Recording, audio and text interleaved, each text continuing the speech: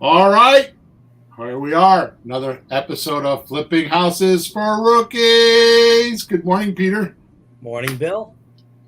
What did you do? You got us a pretty girl on the podcast here. What did you do, Peter? Well, at the last event, I booked out and just talked to her for a couple hours. Oh, okay. But I had legitimate questions. Okay.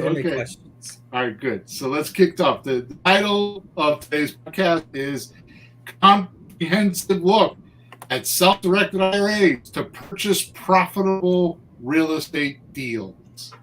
So here's a description. Self-directed IRAs aren't the easiest thing to understand, so we think. But once you've taken the time to go over some of the common questions that most don't know, you'll be able to use this amazing tool to purchase more real estate and drive more profit into your bank account from these amazing yet easy to do deals. On this single podcast, we have a professional certified IRA custodian and specialist that will help us clear up and answer the exact questions we need to answer. We need to get answers to so we can become a pro at using retirement capital to start funding our deals.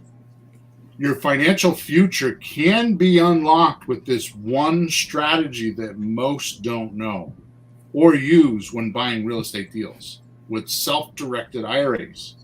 You're able to fund tangible assets like raw land, single-family houses, multifamily properties. You got Peter's attention there. Commercial deals, mobile homes, and any other kind of real estate. So get ahead of the real estate game by having your fingertips more. I don't know why it says that. By having more money than what you can actually spend is what I'm trying to say. Before you start finding deals. So today we have Alice Vika with us. She is from Quest Trust. And Peter and I were at a Jay Connor event, mingling around. And she did I want to say it's a show because I really enjoyed it, but I don't think you're going to want to hear that. You did a presentation, and Peter and I looked at one another and we're like, we got to get this girl on our podcast. She's like hot stuff. You really knew what you were talking about. And we were, not that that means anything, but we were very impressed with your ability to make the whole concept, this like crazy, like most investors think that this is like voodoo magic type stuff and only like some high level guys and girls use this to get money. But you made it really simple. So welcome, Alice. How are you today? I'm great. Thank you so much for having me on here. It's really exciting to be here. I love self-directed IRAs. It's like you said, one of those things that not many people even really know about, that the wealthy are getting wealthier from. And it's something that is definitely out there for everybody. It's something that, you can use for your retirement, and everybody, whether or not you're thinking about it now or later, is definitely going to get to that place where this information is going to be so important as you continue to try to build your wealth and accumulate wealth. Yeah, so the main thing that I want to get across right quick with this whole concept that we're going to talk about for the next hour or whatever we do is this. Peter and I've been doing this 30 years, 21 plus years full time, up until my recent partner who's 27 years old. Because I have one partner, I have two partners, Peter and then my other partner, Sean. I never used the bank. And just recently he had this like severe, like, gotta use a bank thing. So he did one, he's on his second deal. He's like, I'm never using a bank again. And so the reason why is because there's just, the guy with the gold makes the rules and the bank has a lot of rules. So what we're going to talk about today is how and why we don't use banks. It's called private money. Private money is different than hard money. Hard money is usually with somebody that's working for a bank and they're in disguise. Usually, it wasn't like that 20 years ago, but it is nowadays. Hard money has things like points, which is interest without time. So points is they can charge 3 points at the closing. It's really 3%, but they don't need time to charge it. So that's why they do it. And all these rules they have, right? You got to put 20% down, you got to do all that. Once we show you how to do this with retirement funds, with mostly Alice is going to show you, but what you do is once you understand that you can get a ton of money without ever going to the bank, and you'll be surprised at the people that have retirement funds that you have no idea how much they have in their retirement funds. It becomes a wealth of a tremendous pool of funds for your real estate activities.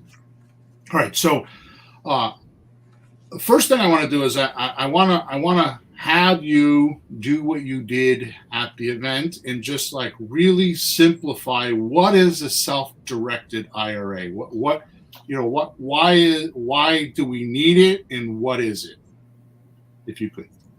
Yeah. So self-directed IRA is simply an IRA where the IRA owner is going to direct all the investments in the account. There's really no legal distinction between a self-directed IRA and any other IRA, except that with a self-directed IRA, it's going to be the account agreement is going to allow for the broadest possible spectrum of investment. So the sky is literally your limit with self-directed IRAs. You can invest in normally your more traditional stuff would be the stocks, bonds, mutual funds, those types of things. But with self-directed IRAs, it includes things like any types of real estate, right? Purchasing real estate, flipping houses. You could do promissory notes, private placement investments. So a lot of LLCs, limited partnerships. There's just so many things that you can do with a self-directed IRA. It's so incredible what people are doing and the things that I've been able to see while working for Quest Trust Company. With a self-directed IRA, you don't have to, think outside the box, because the box is so much bigger than we normally think, right? We normally just think of those traditional kinds of assets where each of us has this knowledge that we can use every single day to actually use to make our retirement accounts so much bigger. I know some of us don't really know the stock markets, right? But you're already a professional real estate investor, or maybe a lot of people who have IRA accounts that they're maybe having a full-time job, but they want to kind of start getting to know what they can do with their IRA accounts. You can start educating them. You can start using some of that money to invest with notes, where you can purchase properties and work out deals between them. The invest in what you know best is one of our favorite lines, right? Because it's what you know. If you know the stock markets, that's awesome. Invest in that because that's what you know. But if oil and gas or real estate, you know how to do a lot of notes. You can take those talents that you build on every single day, those skills that you take to your job, those things that you read about. Maybe it's even a hobby for you. You can start building those things in your IRA account, your self-directed IRA account, and all of that wealth, all of those tax savings that are coming back, they're just building within your account, and you can already be taking advantage of those things. Even now, if maybe you don't even have a very big account or a lot of money, you can take advantage of other people's money. Like you were saying, a lot of people have retirement accounts and they're just sitting there, maybe, invested in the stock markets, where if people knew what they could really do with the power of a self-directed IRA, I think a lot of people would do more of it. And not to mention just diversifying your assets, right? We invest in the stocks and the bonds, mutual funds, and the stock markets go up and down, and we almost have a heart attack when those things happen. But when we move those, we diversify our funds and we're able to invest in real estate or other things, and the stock market's doing this, but our real estate is staying steady, it's going to balance itself out. So we're really maximizing what we can do within a retirement account. It's not just stocks and mutual funds now, it's all of these alternative assets that are at your fingertips. And it's incredible to see how creative people are getting with this. So first of all, I want to say, whoa, we got to put the brakes on here, because listen to what she just told us, Pete. Now, here's where my mind goes as the deal maker. So imagine this. You have a free and clear house. Yeah. You have an owner that is willing to do a note, but they want short term, like a year. well, I'll be financing for a year. And in the past, we would be like, oh, no, we can't do that because we can't figure it out. But what she just said, so is it my internet? Did I go away? I still see you. Okay, what she said was we could write that annual note and find an IRA owner to buy the note. Right? Because it takes notes.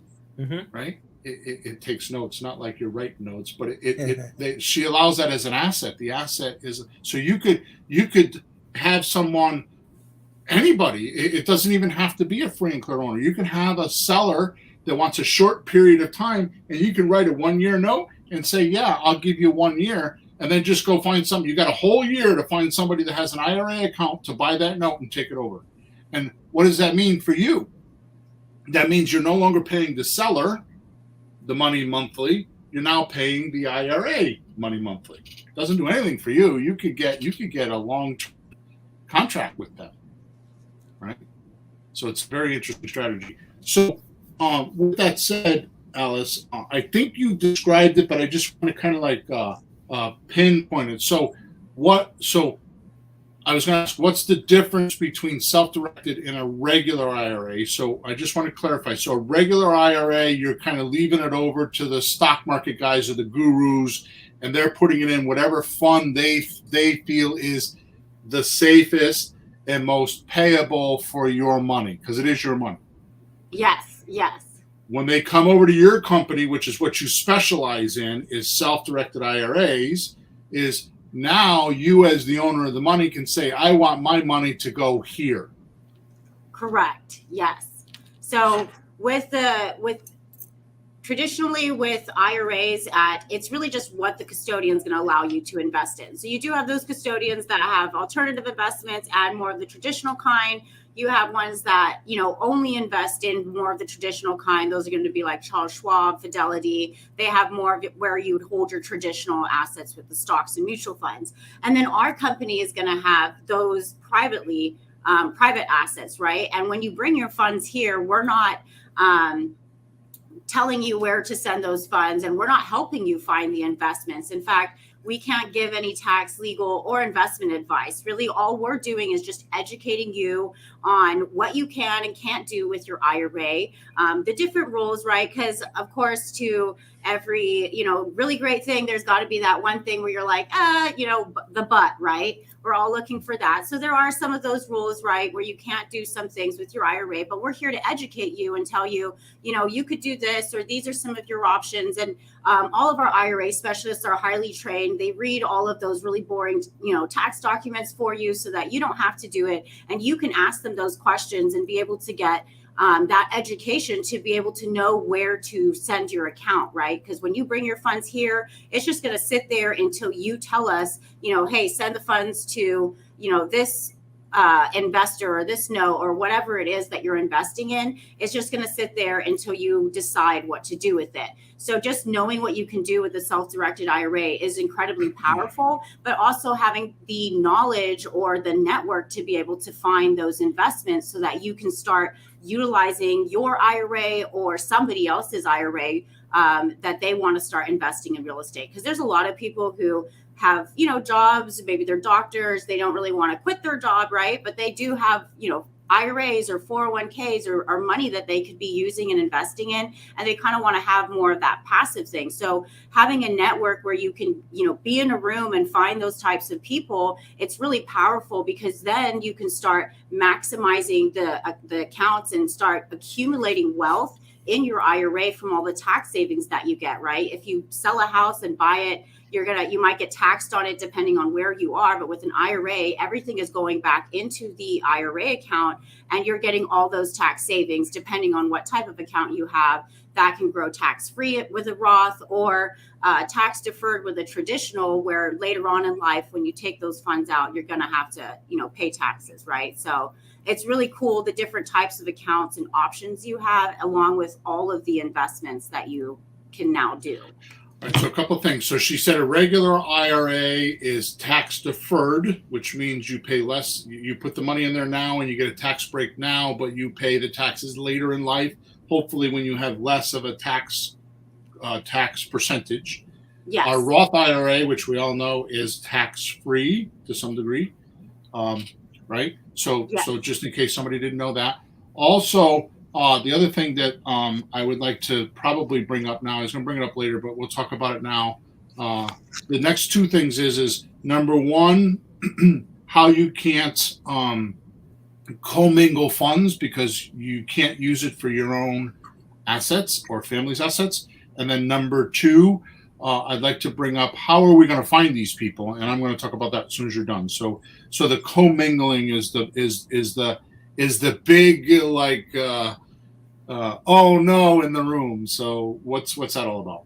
So we talk about that we call it prohibited transactions, right? So there's three types of categories that we should all be aware of when we're using self-directed IRAs, and that's going to be your people restrictions, your transaction restrictions, and your investment restrictions. So with the investment restrictions, super easy. You can't invest in life insurance, so can't bank on people dying. And then you can't invest in collectibles, right? Because to me, a painting might be worth $1. To you, it might be worth $1 million. So can't invest in collectibles, but otherwise, literally you can invest in anything.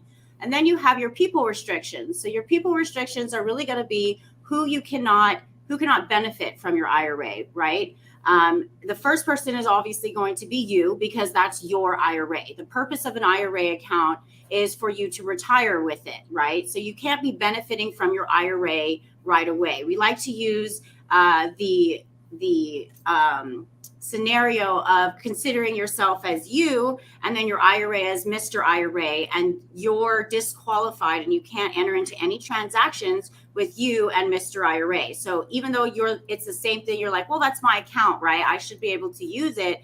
You can't use it right now and start benefiting from it right now. And then those people who are also going to be restricted from your IRA are going to be your spouse and then your lineal ascendants and descendants. So your children, your grandchildren, and then your parents, the grandparents, and their spouses. You can't buy, sell, trade, or loan or extend any services to these parties. And the reason why that is because generally speaking, that's how wealth is passed, right? We might love our brother or sister, but at the end of the day, if I die, my wife or my husband or my children are going to get my IRA. So you want to make sure that you're not going into any kind of transaction with these types of people, because the consequences for doing a prohibited transactions are, quite severe. The IRS obviously doesn't want you benefiting from your IRA or taking advantage of these things. So the penalty is a lot. So you just want to make sure that you are aware of what the rules are and what you can and can't do. Now, that doesn't mean that, your IRA is separate, that you can't go into business, right? So I couldn't buy a house for myself to live in within my IRA. If I had a house in my IRA, I couldn't go and sell that to my mom or my dad so that they could go live in it, right? Because now I'm benefiting from them. Or I can't buy a house and rent it out to my children who are going to college and they're going to, pay me rental income. That's not going to be allowed. Those are going to be prohibited transactions, right? But let's just say my mom's got an IRA and I have an IRA, and my children have a health savings account or a education savings account. I can partner all of those. Like if I buy a house and I don't have enough money to just do my IRA, I can actually partner all of those accounts together and purchase the property. So it's a little bit different in the sense that we're all on the same side of the fence, right? So when the rental income comes in, the funds are going to go back into the account the way that it was split. So you're not commingling, you're just partnering those IRAs together. So it's very important that before you get into a transaction, especially if it's something involving a close relative or something you wonder, hey, I don't know if I should do that, is just definitely get on the phone, give us a call, speak to one of our IRA specialists, and they can walk you through all those prohibited transactions, all the prohibited parties, and they can let you know, like, this is where you can find your resources and what the education says within the publications that are given by the IRS. Yeah, so basically the way I have it in my mind is if you have a regular IRA and somebody else is managing your account, you set it and forget it. So you have a job and every week you're putting money in there, and every once in a while you go, look, I got 100 grand, 200 grand, 500 grand, whatever in there, right? And you set it and forget it. So the self-directed is the same way. You should have the same mentality. Like, I just lent Bill money, $100,000 to go buy this house, and he's going to make me monthly payments. You need to just set it and forget it. I mean, you could check on me to make sure I'm making my payments, but you can't be part of that at all. And I didn't know what you just said, actually, so thank you for that. I didn't know you couldn't rent to a relative and all that. I didn't know that. Yeah, that would definitely be considered prohibited, right? Because again, those are prohibited parties. Like, you can't have your, parents go live in a house that you're renting. Right. Same thing, like if you had a rental property and the AC broke down, and let's just say my children have a AC company. I couldn't go and have my children go and use their AC air conditioning, right? I need to have that arm's length, and I'm not benefiting from my IRA account. And that's a really important concept to understand when you're investing with self-directed IRAs, because it's so important and because the consequences are so much, right? We like to say, like, with a traditional brokerage, you might have that advice or a financial advisor kind of telling you, but with a self-directed IRA, we're not telling you what investments to invest in, right? You're figuring that out yourself. So it's important. But you will tell them not to do that if it's wrong and will jeopardize the IRA. Correct. Yes. Yeah. And we do have policies and procedures in place, right? If somebody comes and they, have an asset that they will ask us, like, hey, do you think that you would hold this asset? Because there are assets that we will have to turn away and say, you know what, it goes against our policies and procedures, and we don't think that it's really in line with what the IRS is saying. There might be other companies that will do or hold that asset. So that's what some people will do. They'll just go around and ask the companies. And every custodian might be different as far as what they will allow. So it's really just on the policies and the procedures being in line with what the IRS is. Because, again, we get audited lots of times a year. So we want to make sure. No. Yes, right. So we want to make sure that the investments that you are holding is not going to get us in trouble too, right? We want what's best for you, and we want what's best for us as a company, so that we can all be benefiting from this incredible tool that we have to be able to grow our wealth. So yes, when you say custodian, she means somebody that's taking care of the account. That's what a custodian means. Correct. And that's what your whole company is. Yes. Custodians. Yes, because your IRA, you can't hold it, right? So you can't have like your little bank account where you put your money in and you have access to it. So you have to have a custodian that manages the account, right? They hold it. Technically, when you have an asset, right, the asset is owned by the IRA. Let's just say you have rental income. It's got to go back into the IRA. If you have contractors go out there, you have to pay them from the IRA, right? You can't just take that money and pay them yourself. You got to pay it from your IRA And account. if you do, you jeopardize the whole IRA. Correct, right? Because it's a prohibited transaction. So it's just those little things. It's so important to educate yourself. So let's talk about the logistics of that, because I have a couple of my friends. One of them has lots of money in a Roth IRA, and he taught me that the IRA can actually own a checkbook. So you can, an LLC can own an LLC, so you can move the money from the IRA to write a check out of the checkbook. Is that correct? The checkbook control IRAs, yes. The 401ks, yes. Yeah. There are people that allow it. We, as a custodian, do not. We only have solo 401ks. We actually have 7 different types of accounts, right? So we've got the traditional, these are all the accounts that you can use for self-directing.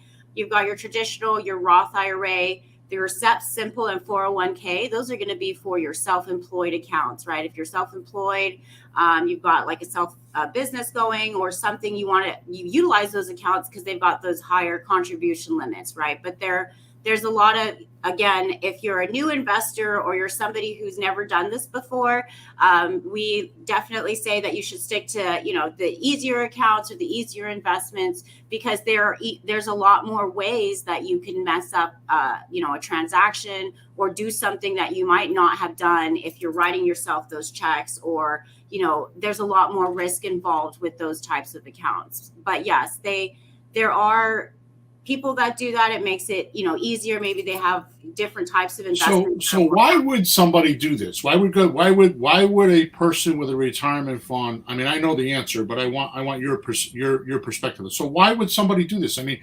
obviously it's so many people do it that there's not many of them. There's a few of you guys that have big companies that do this. So why would they want to do this? Why would they want to go through this hassle? The hassle of using a IRA. So somebody like me has $500,000 in an IRA. Why would I want to do this? So first thing that would have to happen is, well, why don't you answer that question first, and then why would they want? Well, okay, so that's a great question, right? Why would you want to use your IRA, right? Everybody's like, I want money right now, all this good stuff. You want to invest the money. So if you had $500,000, let's just say you purchased a property outside of the IRA, and let's just say I got $100,000 property, I fixed it all up, I resell it, and now I've sold it for $200,000, right? All that money that I've made, I'm going to get taxed on that, depending on how I did that deal and if it's in my name and all this kind of stuff, right? I'm going to eventually have to pay taxes on this. Now, let's just say I have $100,000 in a traditional IRA.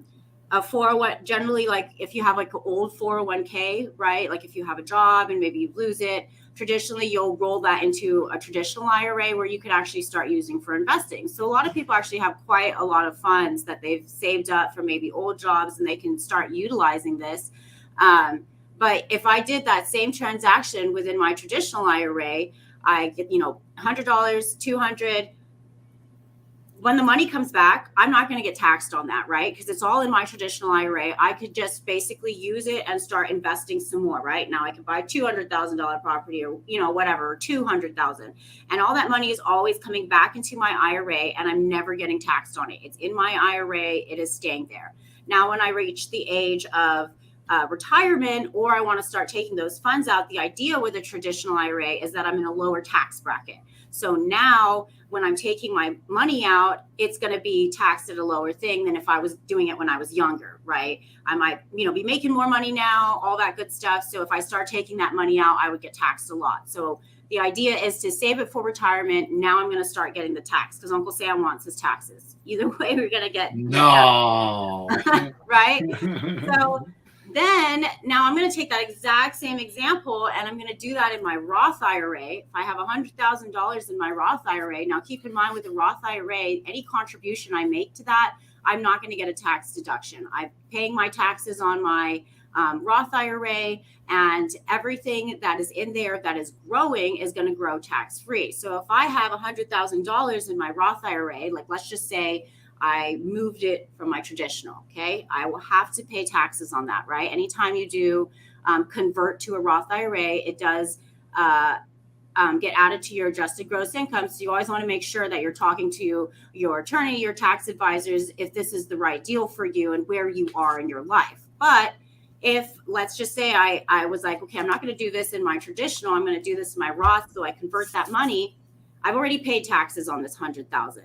Now I do that same deal, that $200,000, that extra 100 I've made, I am never going to pay taxes on that as long as it stays in my Roth IRA, and I can continue to use it when I get older and I'm in retirement age and I start taking that money out. It will forever come out. So I want to make sure I clarify this, because this could be a little confusing. So what you're saying is if I have if Peter has $100,000 in his IRA, right?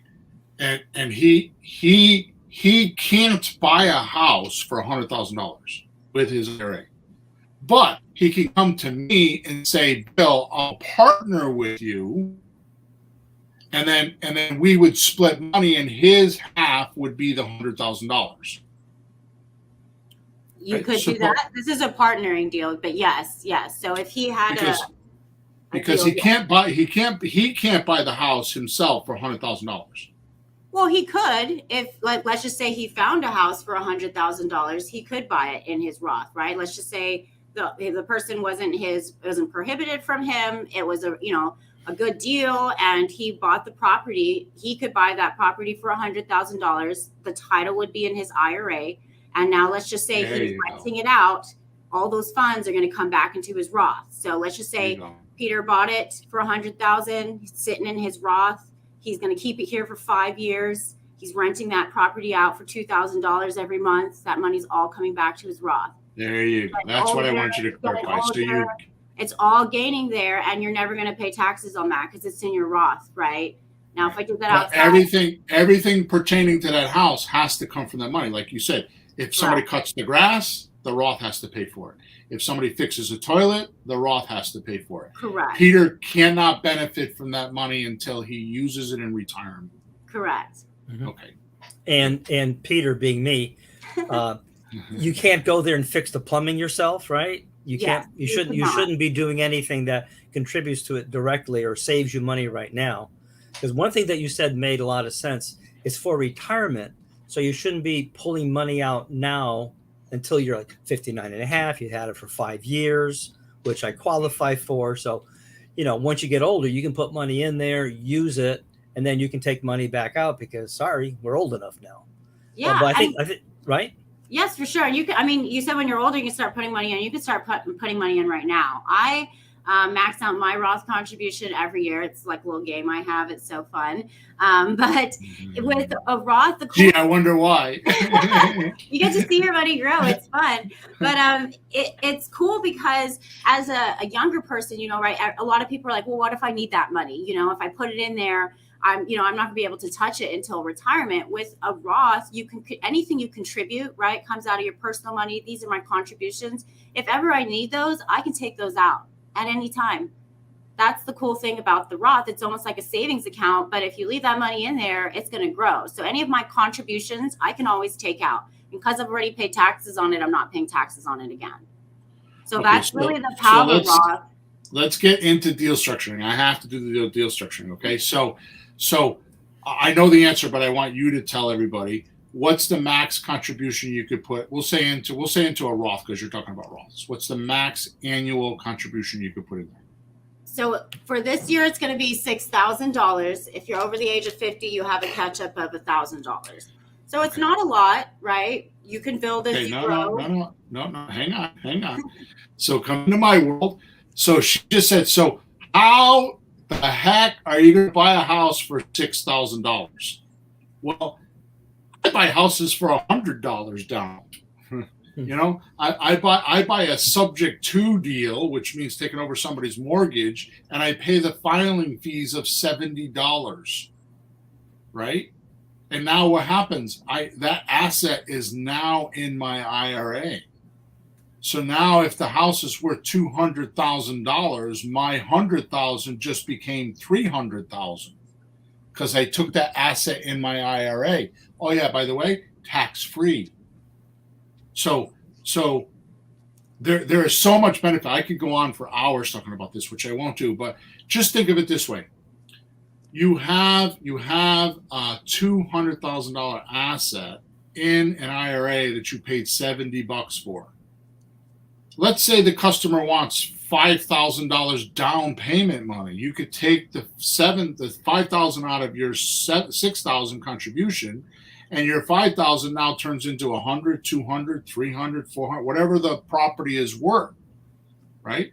So with that said, Alice, there is a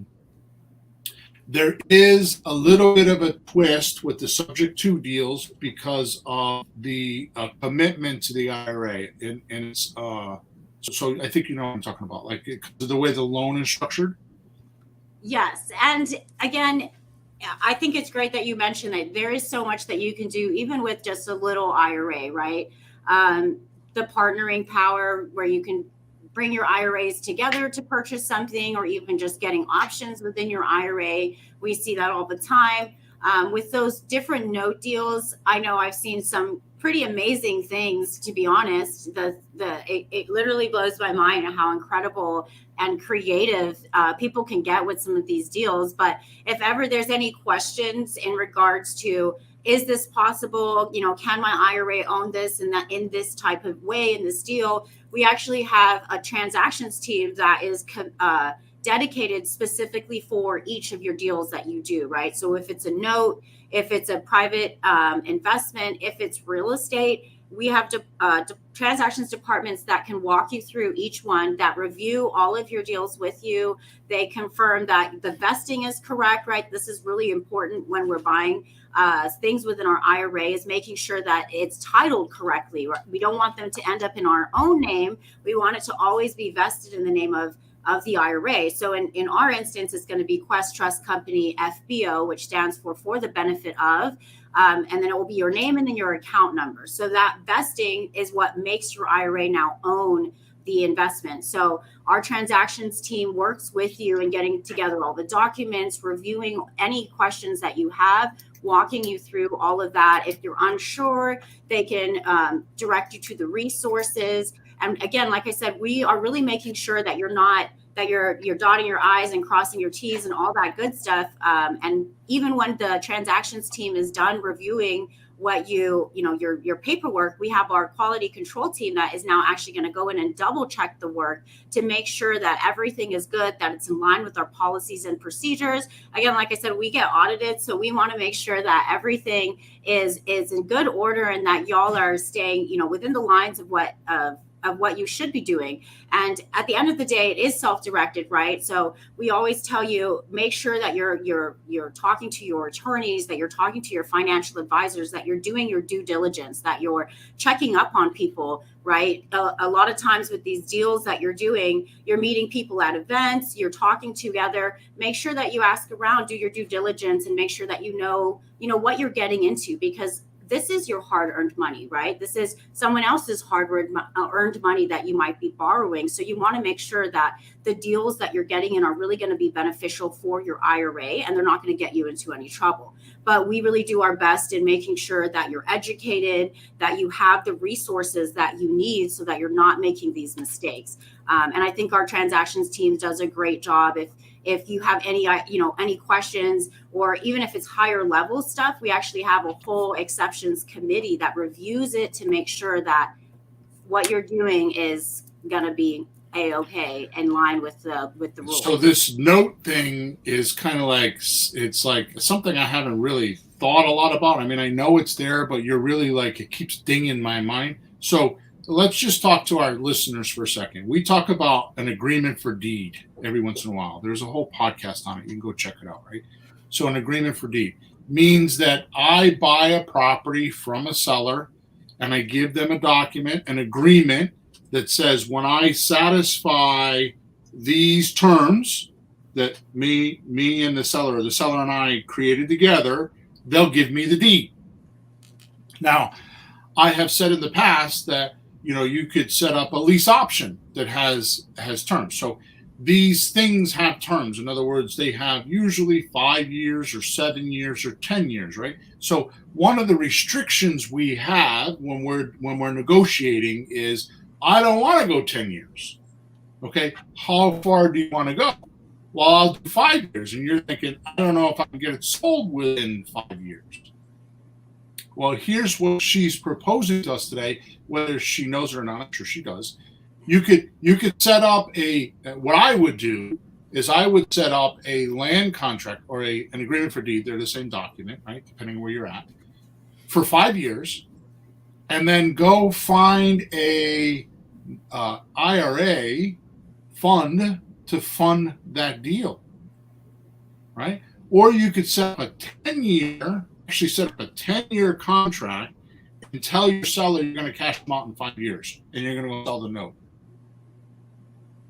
right? And sell the note to the IRA, find an IRA. So you got 5 years to find an IRA to buy that note, right? It's incredible. I mean, the expansion of what she's talking about is just amazing. And it works perfectly for creative real estate. And here's the reason why. And this was my big aha. Now, I mean, I've done 21 plus years. I've done hundreds of transactions. You would think that I never stop learning. Well, Peter will tell you, I'm constantly buying courses and books and reading, and it never ends. It just never ends. But one of my like, duh, why didn't I think of that 10 years ago moment was, I always had the belief that when you pay cash, in other words, IRA, private money or hard money or a bank or whatever, when you pay cash, you sell for cash. When you buy on terms, you sell for terms. What I didn't realize is wait a minute, why am I just borrowing IRA money or any money for that matter for just 12 months to do a flip? Why not borrow for 5 years or 10 years or whatever the seller, whatever the IRA holders, because think of it this way. I have a relative, we will rename anonymous, and that relative is, can you still hear me? Okay, good. That relative, let's say that relative's 45 years old and has $500,000 in an IRA. When is that person going to use that money? 15 years later, minimally, right? So why not set up a 15-year note with that person? It's so easy because they're not getting their money. And going back to what I was asking before, why would somebody want to do this? Well, Alice talked about, well, if you were to buy your own house, the gain would be tax savings. But another reason is we pay 8-9% for this money, and sometimes that is much more than what they're getting in their regular IRA. They might be doing 6 or 7% with their regular IRA. Yeah, right? absolutely. That's really the power of it, right? You're getting the deals that you're making. They're ones that you're doing yourself, right? So as a lender, you can set your own terms. And as a borrower, you negotiate your own terms, right? You're not like with a bank where you got to bring your stack of papers and you got to wonder if, they're going to take you or not, right? You're working out those deals. You're networking with those people. I love to say your network is your net worth, right? The more people that you know, the more money that there is. I think the hardest part with self-directing is just knowing where to go and knowing where to find that money, because there's trillions of dollars. Like, this is actually a fact. There's trillions of dollars sitting in IRAs right now, just doing nothing or invested in the stock markets. And one of the really cool things about working here is being able to talk about this stuff. And then, like seeing what you say with the aha moment, when people realize, wow, like this is the power of what I could already be doing. I think a lot of us younger people, or those or the millennials who are growing up, right? We've had a lot of jobs. We might have little 401ks and that we've had along the way. And if we, utilize the power of that, combining all that into one account, investing in real estate, or maybe if there's something that we already are professionals in, like you can imagine the things that we see. There was this people who invest in horse sperm, right? That's what they know, or people who invest in soy sauce, or all kinds of things. You don't have to think outside the box, right? Because the box is just so much bigger than you think. The investments are so endless that your creativity really is your limit. So getting to know people and networking is so important. Going to events, meeting people who are looking for deals, meeting people who are just wanting to be more passive investors. Like, that's power at your fingertips, and ways that you can already be growing your wealth in substantial ways, right? With IRAs. Now I know why Peter's got magnetism for you, because you keep saying us young people. Anyways, you're bad, Hawthorne. You're bad. I'm not even that young, so I don't even know what to say anymore. No. So listen to this. So I obviously coach. I do calls like this. I speak to somewhere between 10 and 12,000 people a week, we'll say, whether it's here, emails, whatever it is. It's not always two-way, but I get a lot of information. And one of the things that I hear a lot is how does creative real estate work in this market where everybody wants cash? It's right here. It's like, so if the market is like, oh, I don't want to do owner financing. Why would I want to take, $5,000 down and $1,500 a month when I could get my full asking price, right? So if you can get them to give you a little bit of a discount, not much, 10 or 15%, which is what they're going to pay if they go onto the market and use a realtor anyways, right? for a closing cost. So why not have a network of private money that will allow you to pay cash, and then you turn it into a creative real estate deal, because you can get that private money for 5 years or 10 years and then sell on a rent to own and get our money now, money monthly, money later. So it's a way to still stay in the market and not get beat up because everybody's telling you no on, I don't want to do an owner finance deal, or I don't want to do a lease option deal. I want all my cash. This is the way to get around that. Okay. Yes. So I just want to talk about one thing, and then I want to come back to what you were talking about. So how I promised a half an hour ago, how do you find these people? And I'm going to tell you my criteria, right? So it's often most common that IRAs and 401ks or retirement money. She said there was 7 of them. We're not going to go over that today. I think you should contact a representative to talk about that. We will tell you how to do that before we leave, right? So the point that I'm making here is that it's common, very common, if you know someone that has worked for a company, we'll say 5 years. It could be less, but 5 years. Like I'll look for people that have been with a company 15 or 20 years, and I'll ask them, do you have IRA or 401k? Do you have retirement? Do you have a pen? I'll usually start, do you have a pension? How about retirement money? And there's your person. And you'll be surprised at how many people work for a company for 15 years or 20 years, and they've got $100, $200, $300, $500,000 in an IRA that is just, it's top secret. It's like breaking into the Federal Reserve. It's like, oh I didn't know so much here. Wow. You know what I mean? Yeah, well, people don't go around bragging how much money they have. That's the last thing Yeah. you do, right? But I was talking to few people that I know, and I was telling them about this, and I was asking him, is he getting good, safe, secure return on his investment? He goes, well, I'm getting like maybe 3-4%. I said, okay. What if I could get you 7, 9, 10%? His eyeballs jumped out of his head. I had to pick him off the floor, put him back in the chair, and say, calm down, because they don't realize that. They don't hear about this kind of thing. So you're like this, I'm not genius, but like, who the hell are you? How do you know this stuff? Right. Yeah. Right. Yeah. For So sure. Alice, go ahead. Did you want to say something else?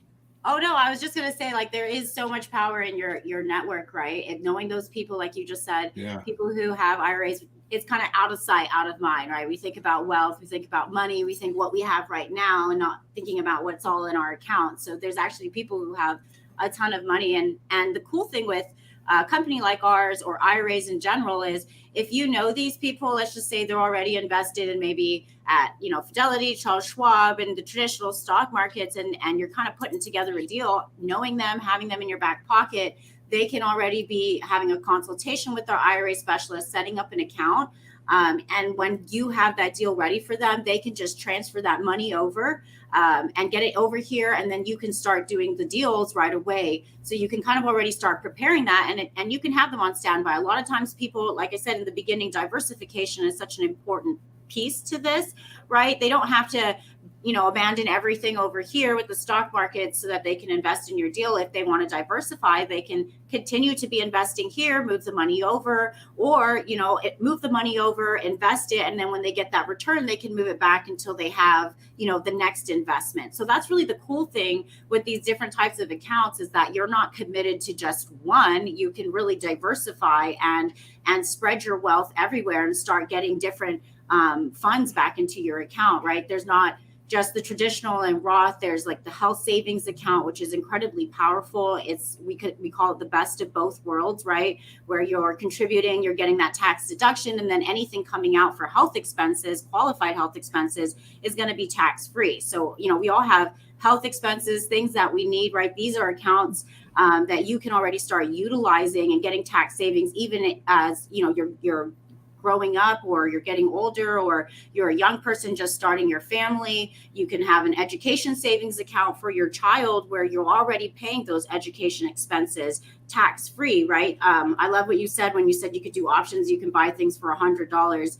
There's even a client who did a deal like that, where he bought an option in his child's education savings account and was able to get those funds back into the IRA and ended up paying for her tuition completely tax-free. So again, a lot of people think retirement, oh, I'm not going to, use it until I'm older, but there's also other types of avenues and accounts that you can already start building the wealth within them, and you can start using in your daily life with the power of using that self-directed IRA and taking the knowledge that you use every single day to build your wealth, right? If you make $1 million in your IRA, in your self-directed IRA, that's all on you. And that's incredible, right? So you, again, doing your due diligence, making sure that these assets are really going to grow your wealth are so important. But just taking the leap and doing your research and building your network is really going to help you with accumulating that wealth. So agreed. So here's the best part of the podcast I want to talk about. Because, I mean, it's not, people give me a hard time about this, but technically I'm a dumbass. I don't like to make anything complicated. I know if I was listening to us right now, I would be thinking, that's another thing I got to go study. I don't think I want to do that. I'm lazy. I want to make my money. I want to do what I got to do, right? So here's the beautiful thing. These folks, which, by the way, Alice is being very conservative here. She's the boss. She's in charge of all these agents, okay? She has a bunch of agents that if you go into the link, which, by the way, I didn't do any of my housekeeping stuff when I started, Peter. We forgot about that because I didn't have my notes, right? So my point is if you go into the link of this podcast, wherever you're listening to us or watching us, there's a link. It will take you right to their right to Quest's Trust contact page. So here's the reason why you want to do that. These guys and girls will do all the work for you. Now listen to this concept. I meet Peter at a rock band, because that's where Peter likes to go. He likes his guitar. We're at a concert. And we chat a little bit over a couple beers, and somehow he finds out that I'm a real estate investor, and it's like I always want to get involved in that. And we talk a little bit more, and believe it or not, it happens this casual. He's like, well, I'd like to invest. And he talks about an IRA. And I'll tell him, perfect. What you need to do is you need to talk to one of my teammates. And they can explain to you exactly how to do this. So what you do is you get your client to call one of Alice's staff, and two things happen. Number one, they will fully explain everything to them, and they have this fiduciary agreement, which means it's confidentiality, that they just talk to the IRA people or the Quest people. They don't necessarily, the Quest people are not going to give us that information, number one. And number two, when we talk to them, so what I'm trying to say in a long story here is you should build a relationship with a rep. Because number one, you're going to want to send your clients there so they can get all their questions answered. They can get all their things set up. But more importantly, they have these beautiful packs that they'll send you that you could give your potential IRA or your potential private lenders. So you want to know how to get private money. Let Alice and her crew do all the work for you. They're going to give you marketing materials, and they're going to tell the people how to do it. So with that said, I'm just talking crap right now. I'm going to let Alice explain it really. That's my rendition of it. Yeah, no, I love that. Definitely give us a call, right? If you have clients, if you have people that are just even interested in what is a self-directed IRA, how they can even get started, give us a call. It's a completely free consultation. Like I said, we have so many highly trained, certified IRA service professionals who can answer all your questions. They, like I said, read the boring documents so that you don't have to, and they can educate you. We have so much. Our company is so big on education, not just for our clients, right? We want our clients to be very well educated, but we also want our employees to know what they're talking about. So we spend a lot of time in training our employees, making sure they're up to date on all the laws, the rules, the things that are coming out. We educate, we're constantly educating, constantly having, updates with our staff so that when you call, you are, you feel like you definitely know what we're talking about, and you can feel a lot more confident if you're a person who's just starting out on self-directed IRAs, right? And then, of course, it's going back to your network. I don't know if you've ever been to a Quest event, but we put on a lot of events a year. We're constantly attending events. I know I met you at Jay Connor's event. That was one that we were there sponsoring at. But we go to events all the time. So we're everywhere. You might see us if you go to different real estate events, different networking events. If you're not, you should be. We have online events all the time. Definitely check out our website. But one of the biggest events that we have going on, which is the Quest Expo. This is actually an annual event that we do every single year. And this is going to be one of the biggest alternative investment conferences of the whole year. It's on Friday, September 23rd to September 25th. And it's going to be specifically at the Westin Galleria in Houston. Wait a minute. You're going to have billions of dollars in one room? Is that what you're saying? You're going to have all this money in one room? Yes. No way. Trillions and trillions of dollars. We have guest speaker Emmett Smith, who's going to be there. He's going to be speaking. So you have the opportunity to not only just get a whole bunch of education from, these power pack days where there's going to be speakers and all these things going on, but you get to network with people who are coming from all over the country for this event, right? We are expecting over 800 attendees, and the possibilities to actually meet people are going to be completely endless, right? It's really up to you to who you meet. And a lot of times, we get complacent, or we're like, there's not really any money there, but what are we doing to get there to meet those people, right? You have to build that bridge with them and be able to network with them and actually get to talk with them. So the expo is going to be a completely unparalleled opportunity for you to actually network, to meet these investors, to talk to people who've been doing this for years, right? You'll have the opportunity, if you get the VIP tickets, to actually get VIP lunch and lounge area, which means you'll have even more opportunity to talk to the speakers, to talk to the people who are industry experts who've been in this for a very long time.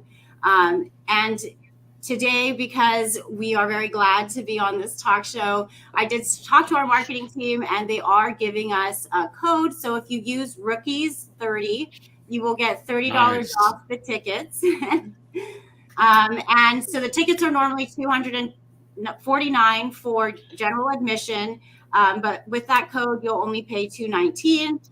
And then for VIP tickets, you're going to be paying $399. And again, the VIP tickets are going to mean VIP admission. You're going to get preferred seating. So if you have a friend you want to sit next to, or maybe you might even end up sitting next to one of the speakers, you'll really get that opportunity to be able to ask them all the questions that you've had, right? So it's really a great opportunity for you to be able to make new connections and meet people that maybe you would have never met before, right? So we're really excited about the expo. I know the last couple ones we've had have been super huge, really big turnouts. Everybody walks away from the expo like, wow, this is the wealth of knowledge I got, not just from listening to the speakers, but from meeting all the people, from talking to people. There's deals that are being made all over the place. People are looking for money. People are wanting to invest their funds somewhere, right? Well, you were just talking about having a network. What a good place to go build a network. Yes, for real. Yeah, this event is going to be incredible. Like I said, it's our annual event, so we have one every single year. Due to the COVID stuff, right? We haven't had one for a couple years. So this one's going to be our first one in a while, and it's going to be really big. Like I said, it's at the Westin Galleria. So great area too, right? So not only just networking, but you can go and make connections and start having lunches and dinners. What city, what state? What city, what state? What city, what state? And this is going to be in Houston, Texas. Houston, Texas. Okay, good. And it's September of 2022. Yes, September 23rd to September 25th. Yeah, so if you're obviously listening to this podcast after September of 2022, you missed it. Sorry, but there's one next year. You can go sign up. Yes, there is, right? It's our annual event. So if you want, you can go to www.questexpo.com. That's just going to be QUESTEXPO.com. That's Quest Expo. You can sign up there. You can get more information. But definitely, I would suggest if you're an investor, if you're somebody looking to start self-directing your account, I highly recommend this event because it's going to be incredible. The people who are going to be there are super brilliant. Top notch, huh? All right, good. So I don't know. I'm not sure. This is my last question because we're kind of like at the hour. So first of all, I want to say thank you very much because I think this has been informative. Peter, did you have a question you wanted to ask? Well, I have so many questions. It's more like my questions. But in general, I think you covered everything pretty well to get people started. And it's certainly something to learn more about. There's these rules have been put aside there or created by the IRS so people who know what they're doing can make more money. So it behooves one to learn more about such things. That's exactly what I want to talk about. So what I strongly advise the listeners to do right now is the first thing I would do if you are trying to get especially in today's market, with so many sellers wanting cash offers, you need to switch your thinking to how can I get a lot of cash? So here's what I would do, the little checklist, okay? So first thing I would do is I would go to the link in the chat or just go to quest.com to their contact us page. Tell them you were on the podcast with us, with Alice, and you want to talk to one of her reps. And I would introduce yourself to a rep and get a representative from Quest. And that representative will help you with if you need marketing materials, if you have questions, you can get their direct line, their phone number, or their direct email. So when you start talking to people, the only thing you're going to do is introduce your people to the Quest rep. And then from there, the magic will happen. Okay. Now, if you personally do not have an IRA or a Roth, I strongly suggest when you're talking to your rep, you get something. Now, there's something that I have a curiosity on. And Alice, I know that I'm probably springing this on you. And if this is not the place to talk about it, that's fine. But on your website, there was a thing that said, what happens if I don't have enough money in my IRA to purchase investment? So what does that mean? Do you know? So like if you don't have enough money, as in, for instance, if Peter didn't have $100,000 in his Roth, right? Right. How can you already start investing? If you just, like you said, if you don't have an account and you want to start one, those contribution limits for a traditional Roth are $6,000. I don't know about you, but there's not that many properties going for $6,000. Right. But using the power of the IRA, the power of partnering, the power of knowing people, you can already, again, partner your accounts. You can, like what you said, find investors. Maybe they have, you have to pay something up front. That's, again, the sky's your limit with these creative investments that you can get. But the cool thing with those types of accounts is that you have the option to be able to partner your accounts, or if, for instance, you have a big family, right? And maybe Right. your whole family doesn't even have, very large accounts, you can already start partnering those together. And I know if you go to our Quest website, questtrust.com, we have like a whole education tab, and there's actually classes that go over different, case studies of investments that people have done with smaller amounts of money, right? We're always, like I said, educating on our Facebook page, our YouTube page. If you have clients where they're like, I just want to do some research, by looking at our YouTube channel. We have, previous things where we talk about what you can actually do, right? We're not telling you this is an investment you should invest in, but we're getting your creative juices going, right? You're starting to think, hey, if other people can do this, I have these options as well. And that's really the power of a self-directed IRA, right? It's always been there for all of us to use, just there's very few people who actually even know about it. So telling more people about it, even just educating them, getting them started, getting them even thinking about it. Maybe they're not ready now, but they'll be ready in a year or two. And just having that opportunity to be able to help them increase their knowledge, right? This is not something everybody knows, which I think is one of the disservices, right? We really want to tell everybody about the opportunity that they have with the power of these accounts. So just, again, like I said, directing those people to get educated, showing them where to find those resources, that's always a benefit because they can already start doing their own research, and even you don't have to go and preach it to them. They can start learning it themselves. Exactly. So, no disrespect to you, I don't mean this way in your esteem, but in real estate, we talk about outsourcing, getting a virtual assistant, getting other people to help us with our work. Now, I'm not saying that Alice's people are virtual assistants. They are far from that. But it's a perfect place for you to outsource this education because A, it's on the website, and B, you can call and I'm reiterating, call and get your own rep. So when you're having a conversation, even if you're not sure, even if your person doesn't have an IRA, you could say, would you be interested in some retirement funds and I'll help you build it. Right? So maybe they have $6,000 to put in that year, and you could go buy a subject to deal or an option deal or a land contract or something like that and help them build their retirement account. Who wouldn't want that? So they're going to put in $6,000 and you're going to turn it into $30,000 or whatever the number is, or $20,000 or $5,000 or whatever it is, right? So it's just a whole, like Alice said, it's like this hidden secret that is getting more and more popular. But I think Alice did a great job of explaining it to us today so that we could understand why it's not so complex. It is not really that way. So the complexity, Alice's staff takes care of.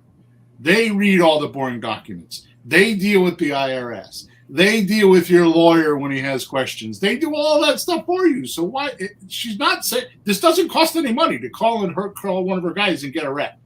They want business. They want people to have accounts. That's what they're there for.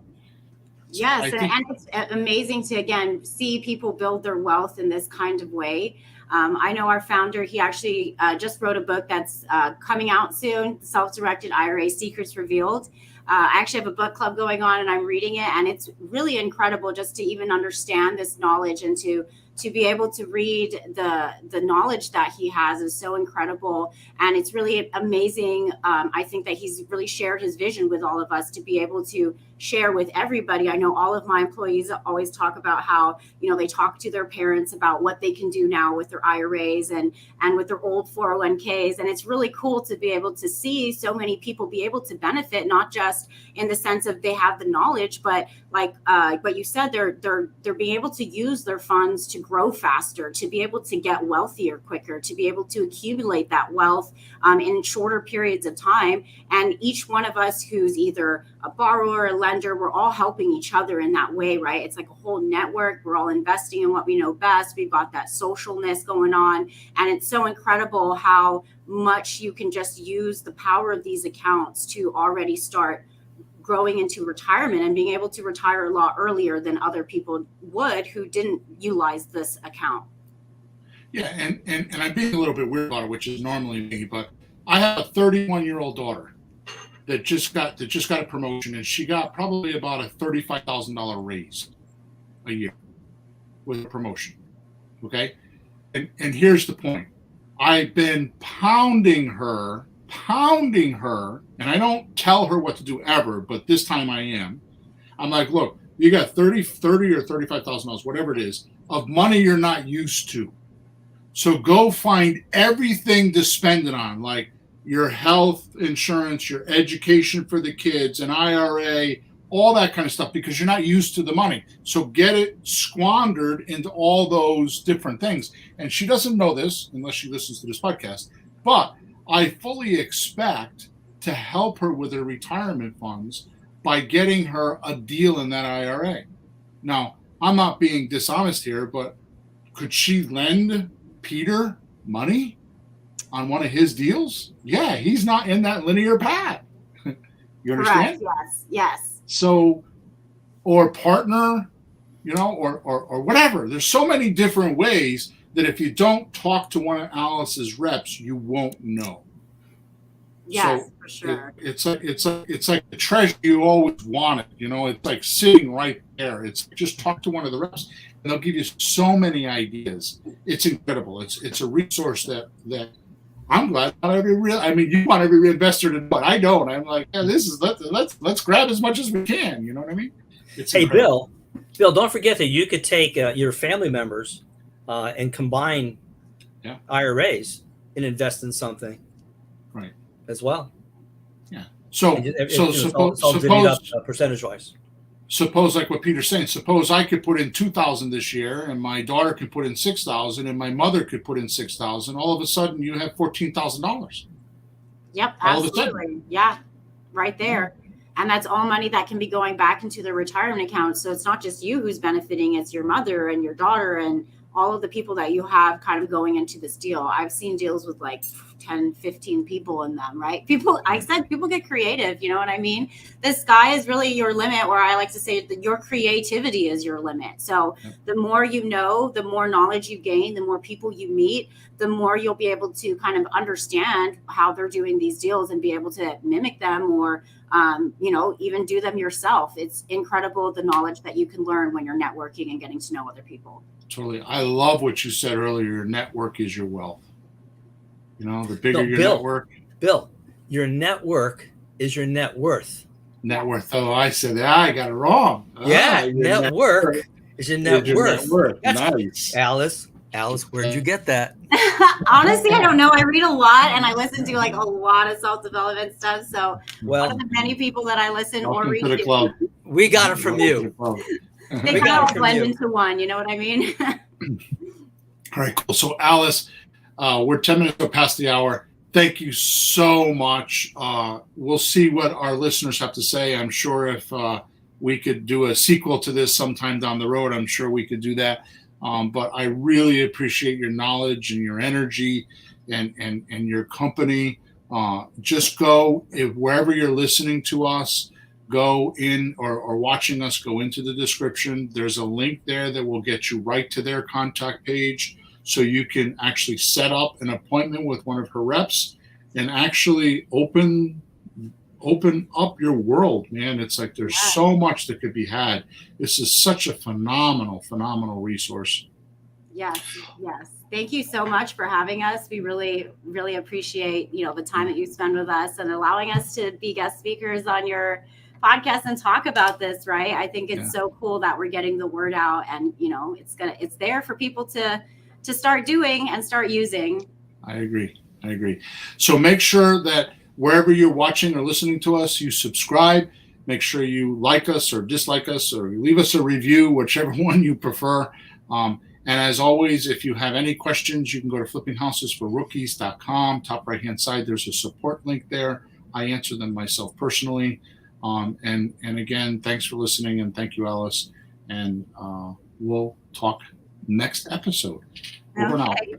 Thank you so much. Y'all have a great day.